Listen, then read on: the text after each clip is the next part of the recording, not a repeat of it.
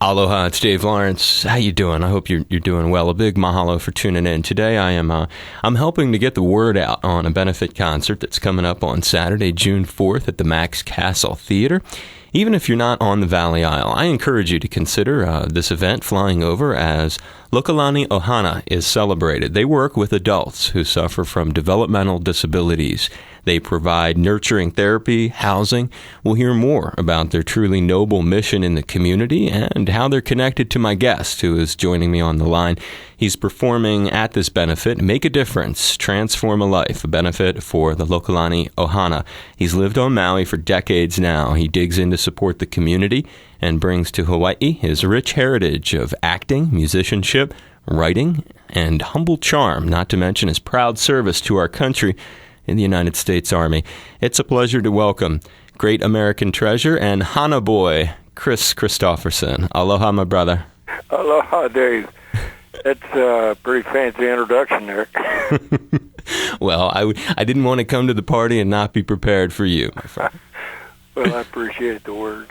You're welcome. My pleasure. And I appreciate the time, Kris, for you being willing to do this. Now, before we launch into this thing that we have coming up here, this event that I want to give ample coverage to. Great recent interview in the Maui News, if I can give a fellow news organization a plug, and it included some details of you getting here full-time in 1990, and just as we establish your connection to the community, when did you first come to Hawaii? I know you had come as a youth and done some stuff. Give us sort of a personal rundown. Well, I was kind of connected to Hawaii because my father used to fly through here on Pan American, and he got me a job back when I was, 16 or 17, out on Wake Island working with Hawaiian dredging construction. And I always felt, I felt like I really learned something working as a laborer. I was the only Holly guy out there. And learned some of the values that I really came to respect of the Hawaiian people. Anyway, came back here in Maui for a family reunion back in the beginning of the 70s, and I ended up buying a place here and building a house, and I love it.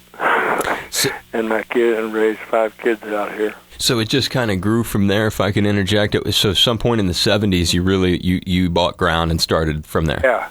Yeah, and my kids got to the benefit of growing up here. Wow. Going to school here.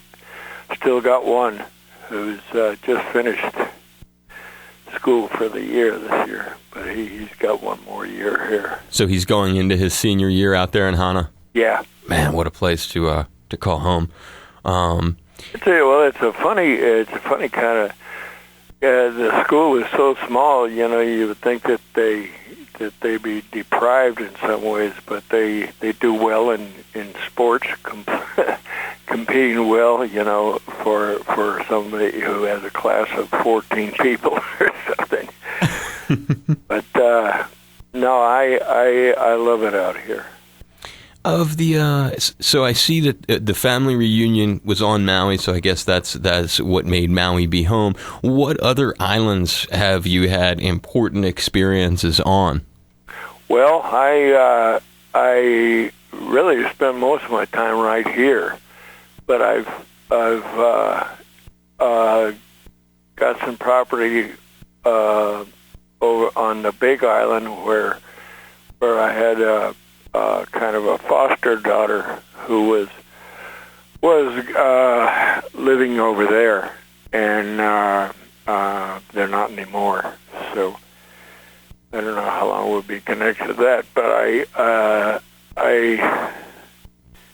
I felt a connection to Hawaii since Wake Island, really, because all the people from Hawaiian dredging were a great education for me, and a model on their way of thinking, the values that they had. Right, I get it. The personal traits, the values that came with these cats, you coming from a completely different ethnic background. I'm with you totally. I grew up in the Philly area, so I can kind of... yeah, you know what I mean. Yeah, totally, brother. 100%. 100%. How did Hana, which is a extremely... there are a lot... Throughout the state, as people maybe who are not as familiar with Hawaii every island is, of course, very different. And then within the islands, there's so many different communities. And part of what led Kris to this benefit is, in fact, right there in Hana. And as we lead up to that, how did you end up in Hana? What was it that gave you, that gave that place calling to you? And what are some of the observations about why it's special to you? Well, I came out here at a family reunion that my parents got the whole family together for. And while I was here, this was in the early 70s, a guy showed me some property that was completely surrounded by government land, so no neighbors at all. Mm-hmm. And I went ahead and bought it. And as I came to come out here more,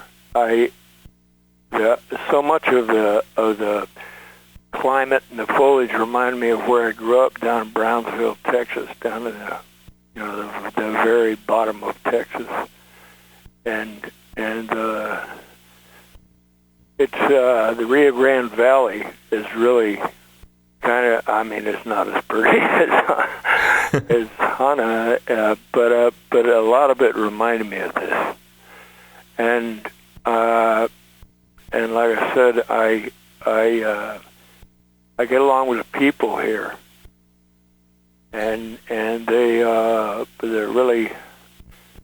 terrific for me because they're the kids just call me uncle, and if people come over looking for me, they never heard of me. You got your own security system. Yeah. I like that. Were you close? Did you know at all George Harrison, who he lived in Hana too, right? No, he wasn't right in Hana, but it was close on the way here. Maybe they call it Hana, but George came over to my house once, and I was over at his. In those days, I was just coming here in between work, so I wasn't here a whole lot. But it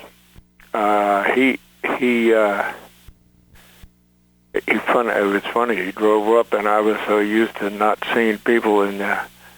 I think I was out with a chainsaw out there cutting down trees, and he drove up there, and he says, I said, "Yeah, what do you want?"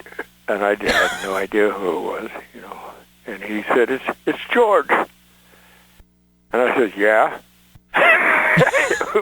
I was so embarrassed, and all of a sudden I recognized him. Went down and saw him. But he was a great guy. Had you already known each other at that point? Well, we had seen each other, but at the time on the road, it's kind of hard to really know anybody. I was working every day of the year. Okay, but you had seen him somewhere in the States on. Yeah, I had seen him at one of these benefit things, where you're all together, but I didn't really know him. Was that benefit here in the islands or back on the mainland? Back in the mainland. Okay. Wow. What a cool thing. And he actually came over to your place, and you went to his place, too. After that, we got along pretty well. He was a good guy, and sorry to see him go. He was a great guy. Did you ever play? Are you a gardening guy, too? I know he loved his garden. Well, I get out here on my tractor and mow, and that's a great therapy for me. I can imagine. I got enough that it takes a lot of hours. So no, I can imagine your place is stellar, my brother. So, your Maui News article, which is a a fine way of learning about what Kris is up to these days. It's May 1st if folks want to look it up themselves and spend some time looking through it. But I learned from reading that it was, in fact, a person that grew up with your daughters in school that inspired the concert, which you're going to be doing. Yeah. She was my daughter Kelly's classmate, and she had autism, and her mom was the one that brought this concert benefit to my attention. And it's a good cause, that there is a need for housing and therapy, for people with these developmental disabilities. Anyway, it was a good cause, and I was glad to be able to help. That's one of the nice things about my job is that I'm able to support things that I feel like supporting, by going out and earning them some money. It's a beautiful thing that you do, and I know it's not even close to the first time that you've lent your support on the island there and here in our community, and we applaud you for it, because what you're saying there, you're able to harness your celebrity power and then totally do a good thing with it. You're doing 100% of the funds, I understand, at this organization go toward action for those in need. And had you ever come across Lani Ohana before, or was it really? It was a new thing to me. Awesome. And but the more I learn about it, the more I'm happy that I'm helping to support it. It's a great thing, and you have a lot to give, certainly. Can you comment, if you will? The thing I'm interested in one of the things I'm interested in hearing from you, Kris, you've done a lot with your life. You're at a much different place than I am at in my life, and I sort of look at you both with admiration and possibly as a guy that we can all learn something from. Can you comment on the rewards or satisfaction that it offers you to lend a hand and support causes? Is there some kind of greater good that you can point to that maybe we all could strive for in our lives? Well, I have to say that I've been, and it's not surprising that you have to ask me a question now, because I'm probably twice as old as you are. I've on the planet quite a while, but what's been lucky for me was once that I got out of the Army and decided I was going to go do what I loved, which was writing songs. Once I did that, I got it. Things happened that put me in a position where I could take care of things I believed in, too, and bring attention and or money to so many worthy causes, and I've never regretted my decision to go off and be the songwriter, and it's just turned out to have provided me such a wonderful life. I got 8 kids of my own and 4 stepkids, and they all love each other, and they're easy to be around, and it's just worked good as long as I followed my heart, and wasn't doing something for the wrong reasons. Yeah, that's what I was going to say. Right. Yeah. You've harnessed it for good, and it's a great skill that you're able to then employ, not only to help make a living for yourself, is what you're saying, but to also be to support the things that you come to regard as important. Yep. Helping people who need help, and causes that you believe in. there is a great feeling that comes along with it, and it's nice to just see that it's so meaningful for you. Are there lessons? You mentioned it, and it's great. You're sort of guiding me through my own questions here that I had for you. Are there, when you spoke of your time in the Army and some of the things that maybe happened after that you were able to get into, are there things that, as you look back from your unique education at Oxford or maybe your time in the Army, that you can point to that were crucial in your life as how you turned out as a person with the character that you've got? Well, I think one of the most important learning periods for me when I was growing up was that summer I spent out on Wake Island. With living with the people, the people from Hawaiian dredging, and those values, and it sort of turned my life around.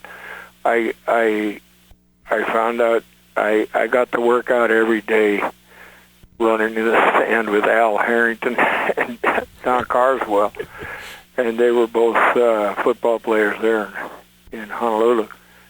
And I was able to find that I could work myself up to being able to do the things that I wanted to do. I wanted to play football, and I hadn't been able to the year before because of some head injuries.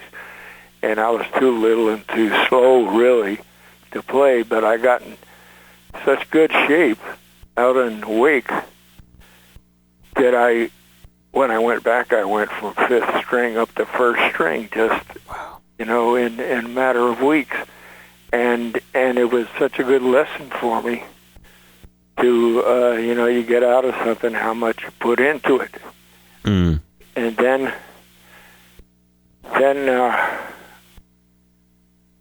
the lesson of just following my heart was probably saved my life.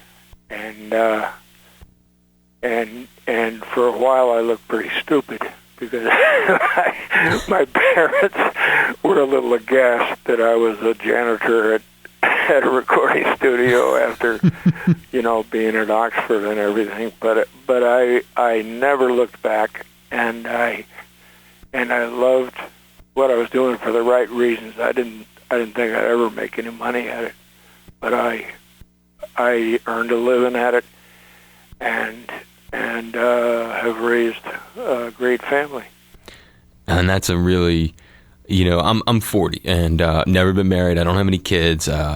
It's starting to hit me. I get touched sometimes if I see a guy with a little kid, and he's like the kid is this adorable little kid, and maybe he's just holding him or cuddling him, holding him lovingly. Kind of. That's the best part about life now. I bet. And I definitely recommend, if you have any inclination toward having a family, that it's the best. I hear you. I mean, I used to say I hated kids and stuff. It's all just sort of hit me more recently. So I'll treasure that advice from you for sure. No, you won't hate your own. I promise you. I believe it. When you think of where you're at now, and when folks take a look at, I was taking a look at your official website, and you got after this show or before this show that you've got coming up here, and then after it you have a regular tour that you do. Can you kind of describe for folks both the kind of set you're going to do on Maui? I imagine it's basically what you do on the road, and then sort of describe when people go to see you in concert on this current tour, what's it like? Are you telling some stories? Is it music from throughout your life?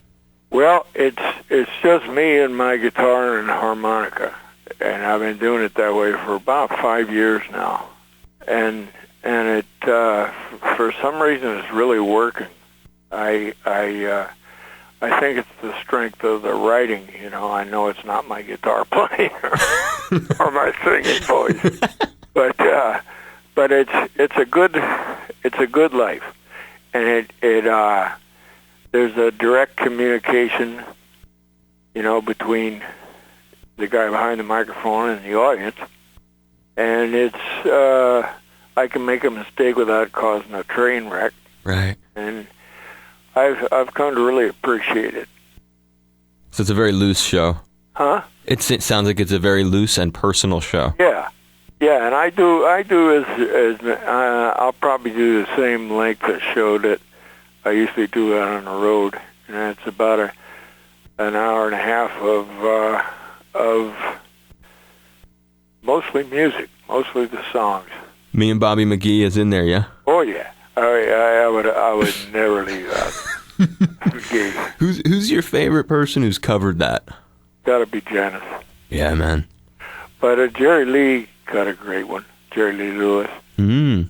And there's been so many good records of it. Grateful Dead too, my brother. Yeah, yeah.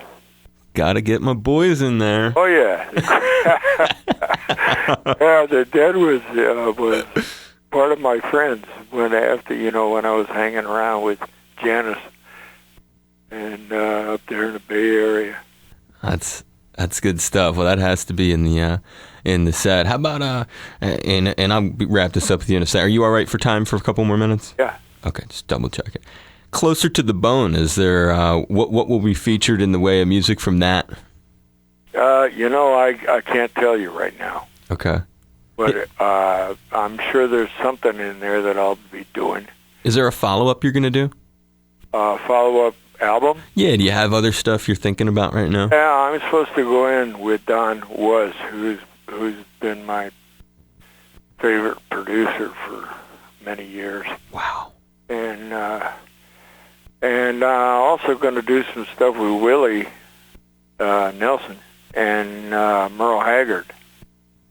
Wow, that's cool. Yeah, I'm looking forward to it. I'm a little nervous again, but I've been playing out on the road with Merle lately. Yeah, I saw that. And it's really been, when I look over there and see who I'm working with, it's just like, Merle Haggard's like Hank Williams, Sure. He's a monster. Yeah.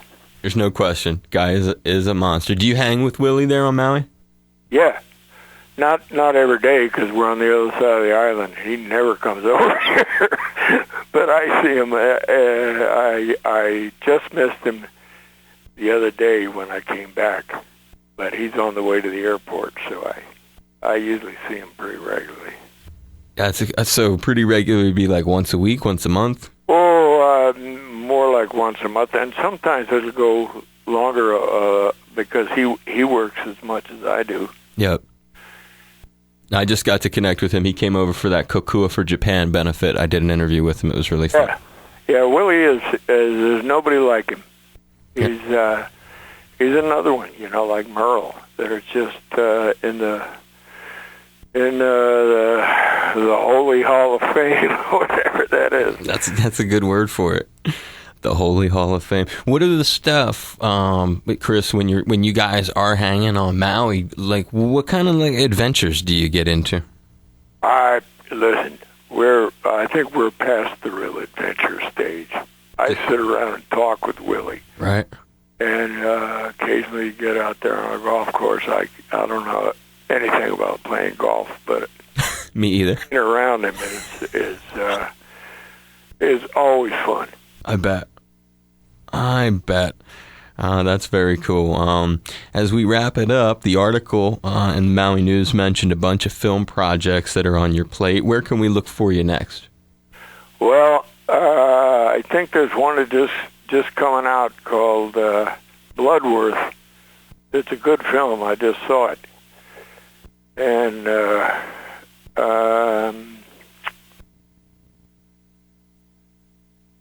I can't think of any of the names of it. That's one of the things when you get to be as old as I am that is terrible. Hey, is your memory starts going. We can forgive you, my brother. I just throw it in there because I saw a bunch of names. There was about 5, I think, but nothing real big. But I think the Bloodworth is the best of them. Well, I'll be looking for that Bloodworth, and I hope this has been okay. Maybe someday you'll let me come interview you and Hana, my brother. Perfect. I really would. Do you listen to Hawaii Public Radio? Huh? Do you listen to our station? Listen, I don't listen to the radio. I don't listen to music or or anything when I get home. I just rest up for the next time I go out. I don't blame you. I will listen to it. Well, yeah, you check it out. It's Hawaii Public Radio. I do the afternoons. All things considered, big NPR show. I know you like the NPR. Yeah. Yeah, I'm the local host of that show. Well, that's terrific, and I will be. I'm gonna listen to it.